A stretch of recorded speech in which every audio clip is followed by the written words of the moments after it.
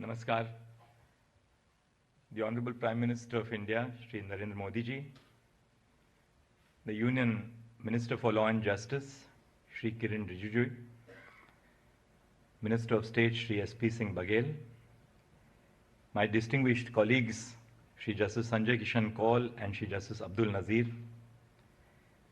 my brothers and sisters on the bench of the Supreme Court, Chief Justices of the High Courts, Judges of the High Courts, the Attorney General for India, Shri R. Venkatramani, Shri Tushar Mehta, Learned Solicitor General, the President of the Supreme Court Bar Association, Shri Vikas Singh, Shri Manan Kumar Mishra, Chairman Bar Council of India, our most valued guests who are in physical attendance, and citizens of India who have joined us virtually.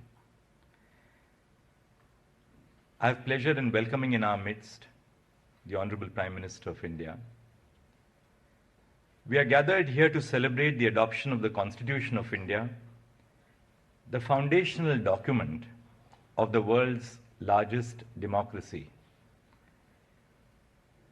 Lawyers and judges spend their time and years unraveling the text of the Constitution.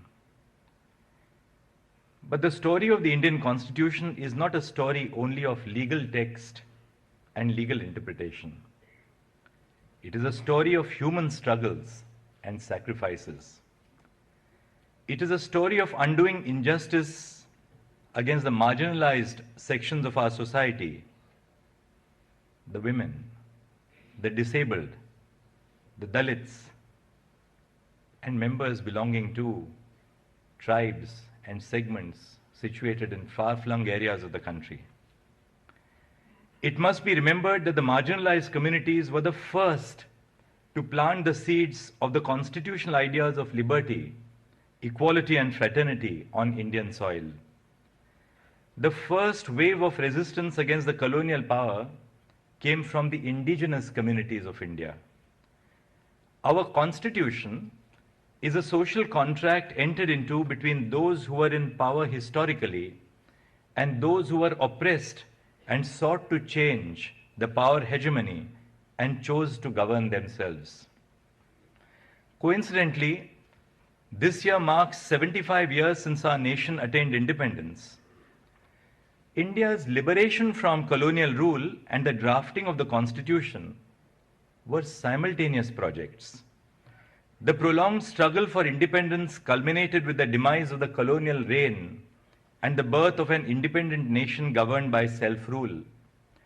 However, the death of the colonial regime was not accompanied by a simultaneous birth of constitutional values that we hold on so dearly to. When India gained her independence, she was invested with social evils. As the first Prime Minister said on the eve of independence, the past clings on to us still in some measure, and we have to do much before we redeem the pledges we have so often taken. That has been the continuing constitutional project. As the Supreme Court said in its judgment in 2018 in Indian Young Lawyers Association, besides the struggle for independence from British rule, there was another struggle going on since centuries and which still continues. That struggle has been for social emancipation. The Constitution of India is the end product of both these struggles.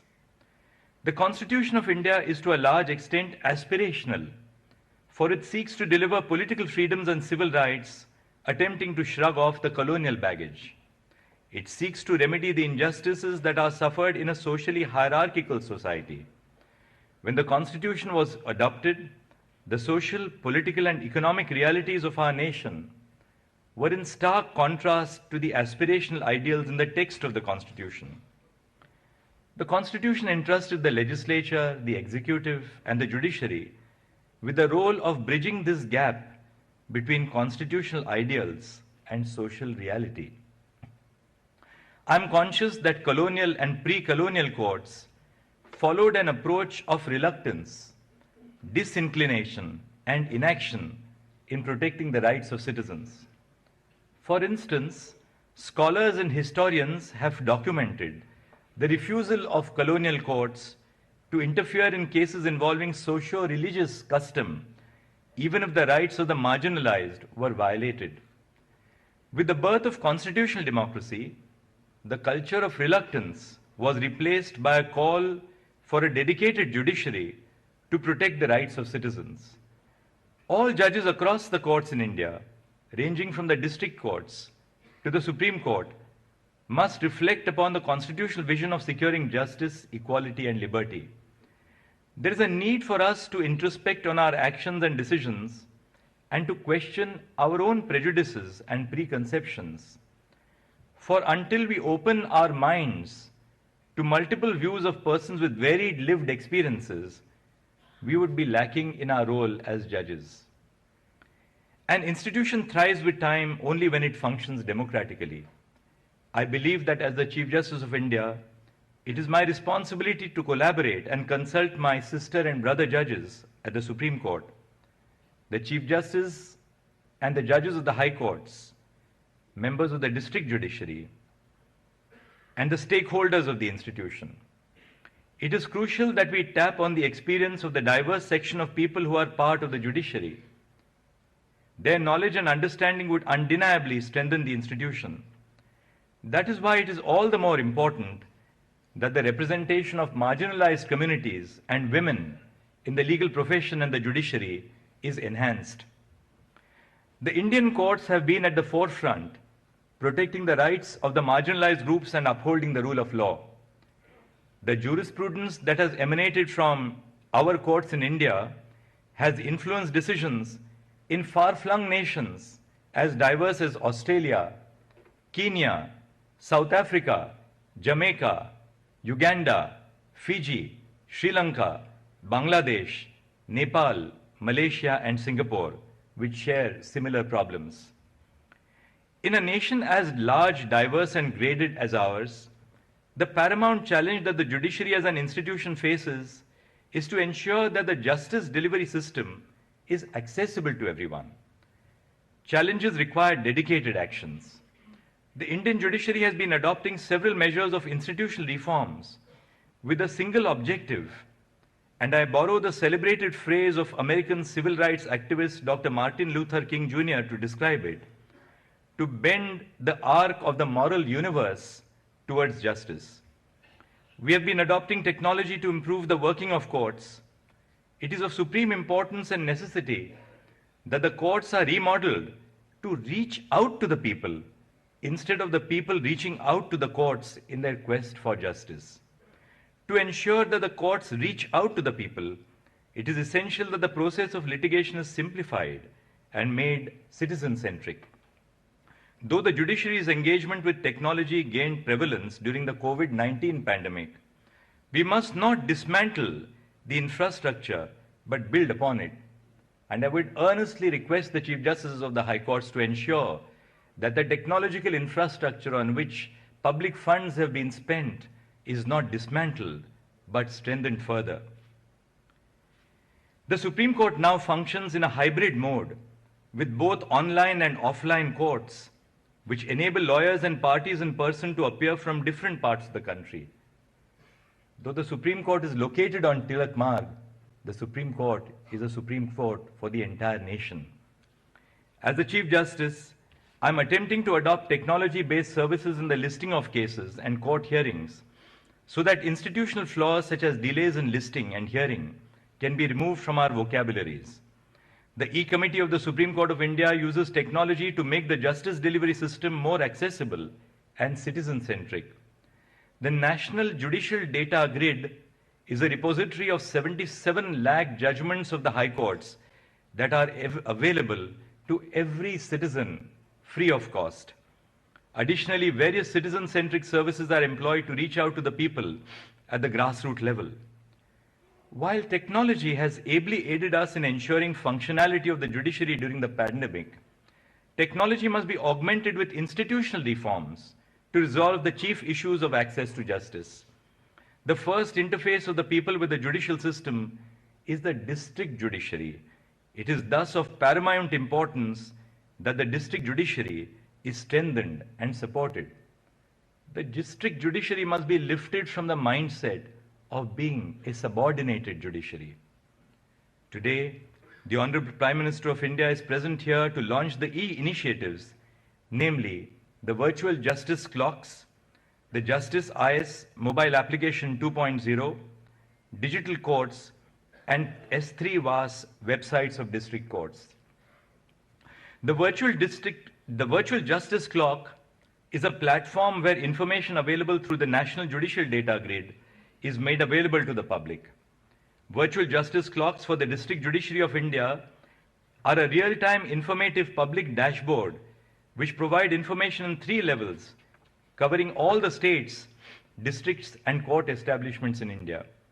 The dashboard provides real-time status which is refreshed and updated every 15 minutes.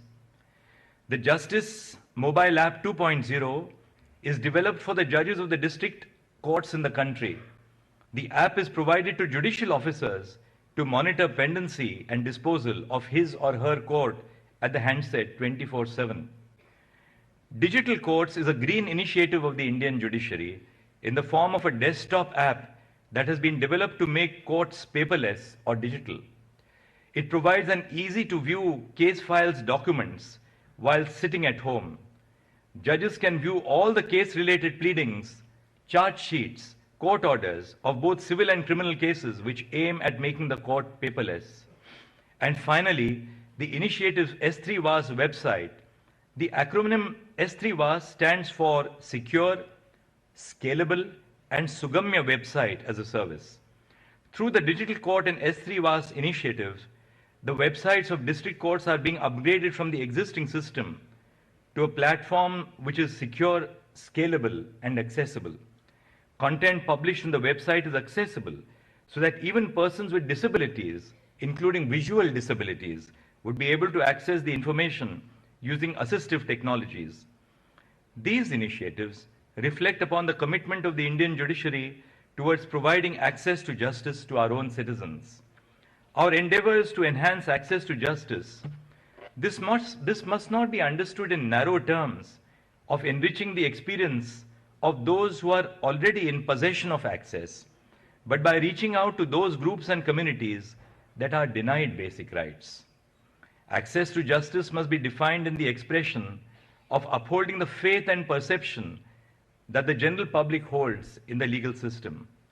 I can assure everyone that the initiatives launched today are a part of a larger technological and institutional advancement of the Indian judiciary to ensure that even the most disadvantaged communities in the country do not stumble while reaching out to justice. Before I conclude, I would like to emphasize on the relevance and constitutional values, not just to the judicial branch, but to all institutions and sections of the society. The evolution of a society can only ensue on the foundations of liberty, equality, and fraternity, the trinity of values highlighted by Dr. Babasaheb Ambedkar in his last address to the Constituent Assembly. Therefore, I appeal to the young minds to reflect on the social realities of India and work towards achieving fraternity by dedicating themselves to the cause of justice in whatever way possible. Sometimes change happens by small acts of kindness. The heart and the soul of law, as it is administered in our courts, is our sense of compassion to our citizens. With that, I thank you. Jai Hind.